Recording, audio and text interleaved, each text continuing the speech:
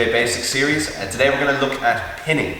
So the reason we need to be able to pin our opponents is that it maintains the advantage that we've got from passing their legs, okay? Most of the danger that's going to come to us is going to come from their legs. So when we pass them, we don't want to go backwards, we want to go forwards. So the way to describe pinning, it's kind of a hierarchy. Think about it like a pyramid, right? Where we want to get to the top of that pyramid, we want to get to the pinnacle. So the start of that might be something like a knee on belly position, then we might go side control, then we might look to go to the mount. From the mount we might take the back, and then we might have some transitional positions like a north-south that we'll look at as well. So let's demonstrate a few of these nice and quick. So if I can get Rob to lie with his head pointing towards the camera. So once I've passed the guard, let's say I've done something like a bullfight pass, I need to establish an initial pin.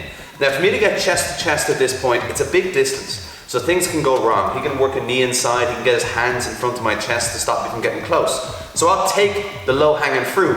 I'll bring that knee in and go straight to what we call a knee on belly. All right, an initial pin. Some people love this position. You can make this a solid position and part of your game, but for most it's going to be just a means to an end. The second thing I might do is look to get chest to chest, right? Chest to chest means I've got my body weight now resting on Rob. I've got good base, so it makes it quite hard for him to simply get up. So we can see the difference. If Rob's to push my knee off here, there's nothing really stopping him from standing up at this point. But if I've dropped chest to chest, it's not as simple as Rob pushing my chest off. Now, my base is so much wider that my whole body weight and gravity combined are going to make it very tough for him to stand up. From here, I might look to progress to a more dominant pin. So we used mount as an example. I might look to clear an elbow and slide directly over the top into a mount position. Now there's lots of variations of mount. I might be down in a low mount, here.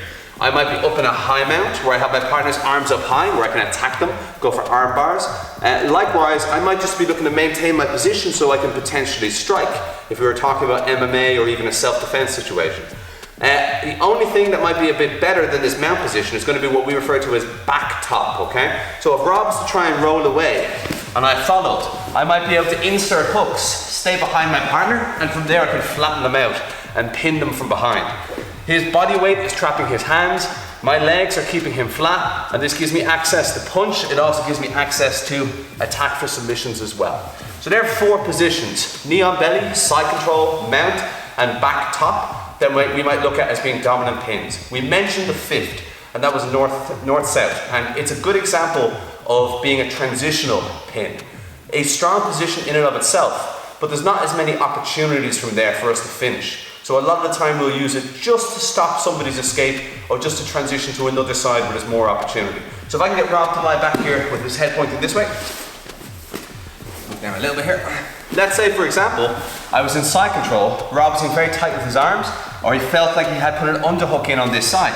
I might feel like he's turning up into me and escaping, so I might transition and get to what we call north-south. And from north-south I can continue to go all the way around to the far side, but I can re-pin for a second time. So transitional positions like north-south are also very important. But the main ones, all right, the superstars, is always going to be the mount and the back. That's where we're trying to get to, because it takes away all of my partner's leverage and gives me complete dominance and complete control. As one quick illustration of this from both positions, if I can get Rob down on his back. From here, Rob is a strong guy, excellent kickboxer. If I ask Rob to punch me in the chest as hard as he can, Rob. Now I know how hard Rob can punch, and it's definitely a lot harder than that. There's no leverage in this scenario. He's working against gravity, he can't drive his weight with his feet. Whereas me as the person on top, I have the ability to really start, it's okay Rob, I'm not gonna hurt you. I have the ability to really start dropping power and dropping shots in, because leverage is on my side. That is always the goal. If we were to look at the back, Rob can punch me from here, right? Let's say Rob turned around, or I forced that scenario here, where I managed to turn Rob here. There's 0 chance of Rob being able to punch me in this scenario. I'm in complete control. It's up to me how much damage is going to happen next. And that's always the goal. So that is part 4, pinning, very important part of jiu-jitsu, and really it's what gives us the control that we need to finish a fight on our terms when we're ready.